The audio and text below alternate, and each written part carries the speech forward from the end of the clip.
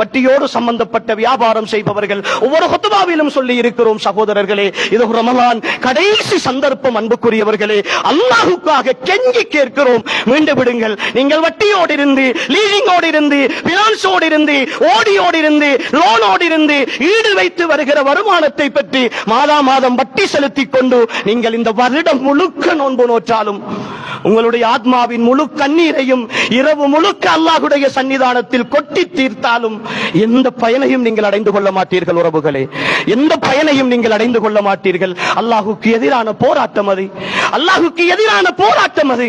அந்த போராட்டத்தில் ஈடுபட்டுக் கொண்டு நீங்கள் எப்படி சகோதரர்களே அல்லாஹ்வுடைய அருளை மட்டும் எதிர்பார்க்க முடியும்? அவன் ரஹ்மான் அல்லவா, அவன் அன்பாளன் அல்லவா? அன்புக்குரியவர்களே, உள்ளங்கள் மாற வேண்டும். நான் சம்பாதிக்க வேண்டும், தடை கிடையாது. நான் நன்றாக வாழ வேண்டும், வீடு கட்ட வேண்டும், வசதியோடு இருக்க வேண்டும். ஆனால் என் உடலில் ஹராம் சேர்ந்து விடக்கூடாது சகோதரர்களே.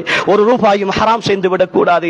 ஹராம் சேராத காரணத்தினால் நான் பிச்சைக்காரனாக இருக்கிறேன், கடனாளியாக இருக்கிறேன், அடுத்தவர்களிடத்தில் கையேந்துகிற நிலைக்கு ஏற்படுகிறேன். அல்லாஹ் பாதுகாக்க வேண்டும். உறவுகளே, அந்த நிலை வந்தாலும் என் ரப்புக்கு எதிராக நான் செயற்பட மாட்டேன் என்கிற நம்பிக்கையோடு உள்ளத்தை பரிசுத்தப்படுத்துங்கள். உறவுகளே, உள்ளத்தை பரிசுத்தப்படுத்துங்கள். இந்த ரமலான் வாழ்க்கையின் கடைசி ரமலான், இந்த ரமலான் வாழ்க்கையின் கடைசி ரமலான்.